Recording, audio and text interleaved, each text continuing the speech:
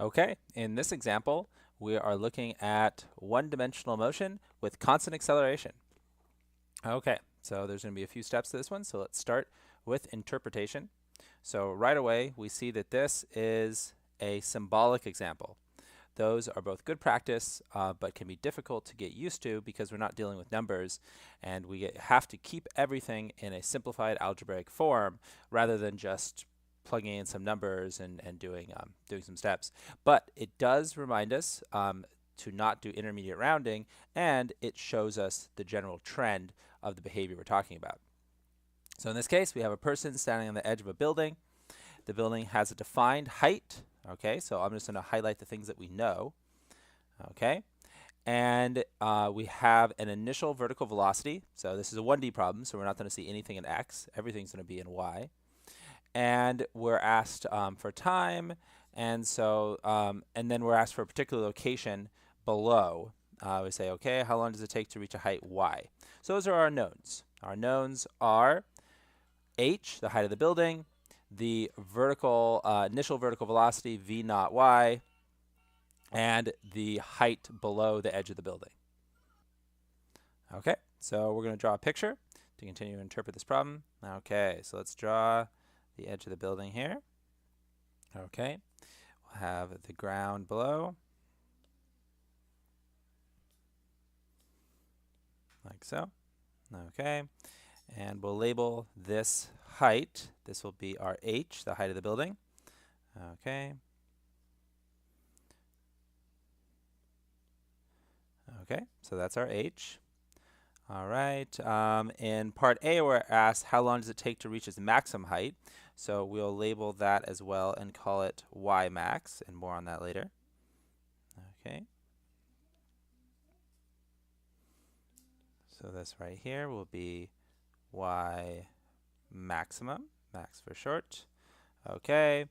We've got the trajectory itself, which we'll show, but I also want to define our coordinate system here. So we want to define positive y is upwards. So that's going to be the positive y direction. And we're also going to have y equals 0 down at the bottom. Okay, so think of our little person standing on the edge of the building. They're going to throw the object. Now we assume that they throw the, okay, so it stands on the edge of a building height and throws the ball straight up. So they're really throwing it at the very edge of the building. We're not taking into account any height of the person themselves or the height of their arms above the ground. We're not doing that. You'll see that in some problems, but not in this one. So the trajectory that we're interested in, the trajectory that the ball is going to take, is going to go up to y max, and then it's going to fall down. Now it's 1D, but I'm showing it, making a little bit of motion here for clarity. And it's going to miss the edge of the building and fall down. Okay? So the last part of the problem that we need to show is the distance y, okay, which is below the edge. Okay? So this we will call y right here. Okay? So that is our y value. All right, so we've got everything labeled in our picture. So now we can start by thinking about what kinematic equations we want to use and how we're actually going to answer part A. Okay, because part A asks, how long does it take to reach its maximum height? Okay, so time is desired. That's what we're looking for. So we want to find a kinematic equation that has time and also displacement. Okay, so this is going to lead us to y equals y naught plus v naught y plus 1/2 a y t squared. Okay, oh, and I lost a t there in the second term. Okay, so that's a good choice for us because it has both position and time, and we're obviously trying to solve for time with a given position. Okay, okay, so how do we want to set this up? Well, we want to think about what we're trying to find. We're trying to find the time to y max. Okay, so let's collect our knowns here. Well, we don't know enough about y max, but I'm going to start by saying that y naught equals h. Okay, and y max can be expressed by considering that the vertical velocity, Vy, equals 0 at y equals Ymax. So in other words, at the very top of the throw, the vertical velocity, in this case, which is the only velocity because it's a one-dimensional problem, but that velocity is momentarily 0 at the top of the toss. Okay, so then,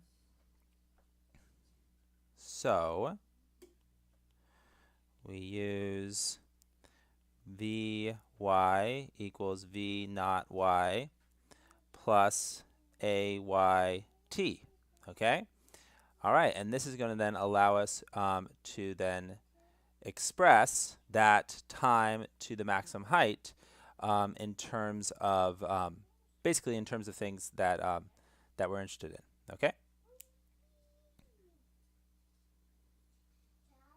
And although I just said that we wanted to express Ymax in terms of the quantities that we know, really we're actually more interested in expressing Tmax because the problem asked for Tmax. It didn't actually ask for Ymax. I'll go ahead and solve for both. Okay, we use to find Tmax, which is the time to reach maximum height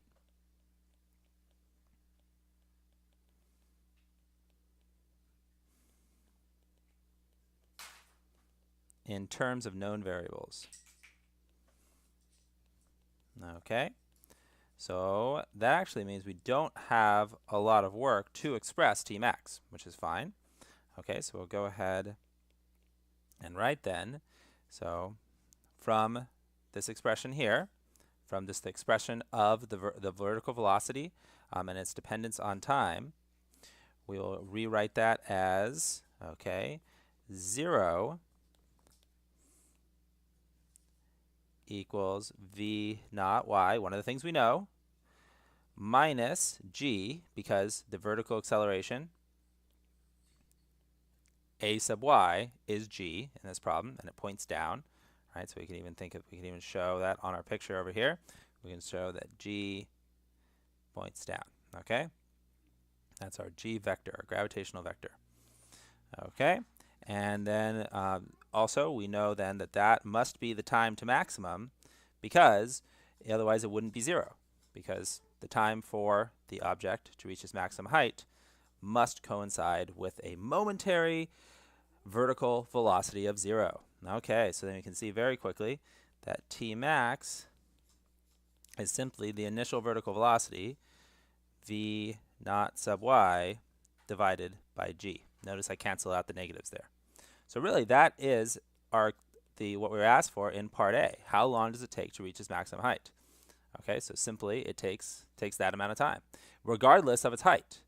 Right, regardless of the height of the building, I should say, that initial height, because it's still going to take the same amount of time to reach its maximum height based entirely on its initial velocity. So we can see why symbolic problems are so excellent for further discussion and thinking about the trends, the real physical behavior.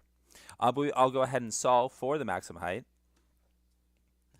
So y max, knowing what we know now, is going to be h, because I expressed that up here above, so I just want to finish that idea.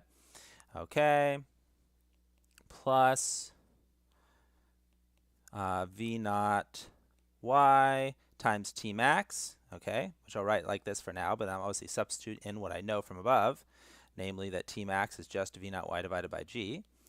Okay, and then lastly we've got the expression minus 1/2 g Tmax squared. Okay, so now we'll put in what we know about Tmax. So we have h plus V naught y times V naught y over g minus 1/2 g, and then V naught y over g whole quantity squared. And you'll see that when you do this sort of substitution, expressing Tmax in terms of the initial velocity and the gravitational acceleration, and we substitute that in, well, the units better work out. So here we need to have units of distance on every one of our 3 terms, because you can only add terms in physical equations that you have the same dimensions. You can multiply terms that have different dimensions, but you can't add or subtract terms with different dimensions. So here, this is meters, so this expression here better also be meters. Well, if we think about it, we have, right here, we have meters per second times meters per second, because of the velocity times the velocity, and then divided by meters per second squared. And to divide it, we take the reciprocal, so that'd be second squared, and then divided by meters. Okay? Well, sure enough, if we look at our cancellations, right, one of the meters cancels the other one, both the seconds cancel, and we're just left with meters. Okay? All right. All right, so let me just clear up some of the highlighting here. Okay. So let's then clean this up algebraically and express symbolically our maximum height. So we'll have h plus, well, we have here v naught squared over g, and then minus 1/2 v naught y squared over g. All right, and so then that's just going to equal h plus 1/2 v naught y squared over g. And that's our final expression. So that's going to be the maximum height reached by the ball.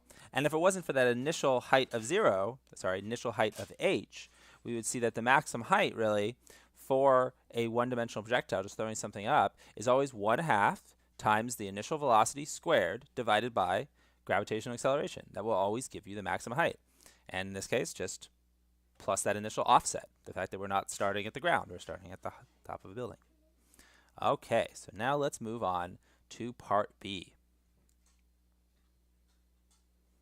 So in part B, we're asked for time again, okay? And this time the time question is a bit more subtle, because we're asked for when is the object a height y below the top of the building. But we're going to start with the same setup that I started with for part A, although it turned out actually I didn't need it for part A. So again, to solve part A for just what was asked, the equation that we needed was just relating the velocities to time and acceleration, because that was key. That was the relationship that we needed. Now I went a step further and actually then solved for the height, but we were not asked for that. However, in part B, we're asked just for time, and we're just going to stick to the equation we need to solve for time. But here, the information isn't going to be built on this idea that the vertical velocity is 0 at the top of the toss, but instead, the location is exactly h minus y at the time we're solving for. Okay, so let's write that. So we're going to use y equals y naught plus v naught y times t, and it's not t sub max or anything, it's just t, because it's just the t we're solving for. Now, strictly speaking, I guess it would be t of h minus y, right? It's the t that corresponds to that exact location. Okay, and then plus 1/2 a sub y t squared, and obviously a sub y is going to become negative g. Okay, and we're solving for the time to get to this point right here. We want to find the time to go from here to here, right? From there to there. That's the time we need, that we're looking for. Okay. Okay, so let's plug in what we know. Well, what we do know is we know that our final position, y, is going to be h minus y. We know that our initial position is h. We know our initial velocity is h naught y, all right? And this is the t we're trying to solve for. We know that our constant acceleration is negative g, okay? And then there's the time we're trying to solve for again. So that's it, okay? We're just going to clean this up and use the quadratic formula to find the time to reach h minus y, okay? So we're going to combine some like terms here. Okay, so to do that, we'll bring the h over, okay, and move everything around, okay? So, all right, so just going to combine. Okay, so first of all, we can see the h's cancel, in fact. All right, so if we just look, because we just subtract a h from both sides, they cancel out. So I'm going to go ahead and then move the y over to the right-hand side of the equation. So I'll write 0 on the left-hand side. And then we're simply going to have y, okay, plus v naught y t minus 1/2, and then gt squared. Okay, so now we're just going to use the quadratic formula here, where we have our different expressions. Okay, so that tells us then that t is going to be equal to negative v naught y, because that's the negative b, plus or minus the square root of b squared, so v naught y squared, okay, v naught y squared, minus 4ac, okay, well 4, okay, and then our a term is negative 1/2 g, and then our c term is y, okay, and then this whole expression, including the negative b, is all over 2a, so 2 times negative 1/2 g, okay. So you can see how this is going to, clean up pretty nicely. We'll show some of the cancellations and clean up here, right? So these negatives are going to cancel, okay, and then this 2 is going to cancel.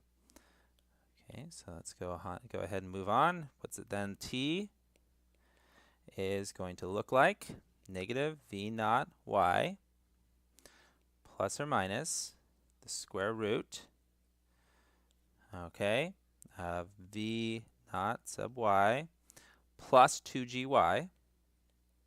Okay, the 2 just came from 4 divided by 2. Okay, and then when just over negative g. Okay, looks great. So then what can we do? Well, now let's think about our solutions here, right? Because one thing that we can do is we can then distribute the negative, all right? Or we can divide everything by negative 1. And it'll make the expression look quite a bit better. So we can also write this as t equals v naught y minus plus, okay? Because it was plus or minus, but now divided by negative 1. And then v naught y squared plus 2gy, and then all divided by positive g. All right, like so. So, okay, so now we just want to think about which of these solutions, or maybe both of them, make physical sense. Okay, well, if we take, so this expression right here, right? So one thing we can say just by looking at it, I just want to point out some inequalities here. If we look at this, right, this is v naught y squared plus 2gy. So that means that the square root of v naught y squared plus 2gy, this whole thing here, will always be bigger than v naught y. Well, why? Why is that the case?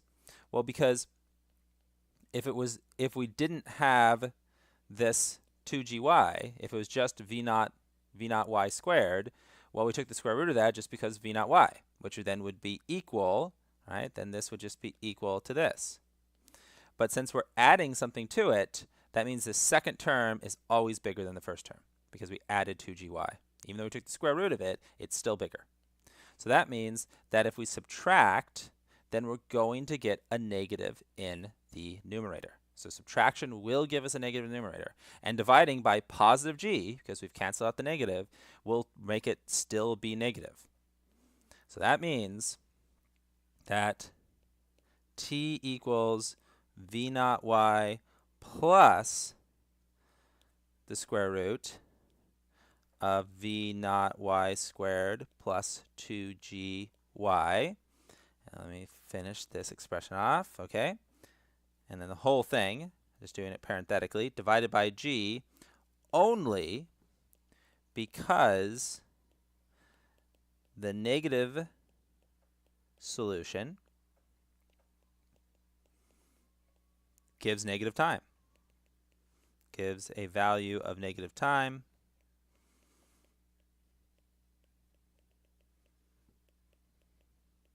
And negative time never makes sense in this physics class. Okay, we'll never have time, or really in any physics class, where value of time can be negative and be correct, make any physical sense. And so that'd be an incorrect answer. So we will not include it.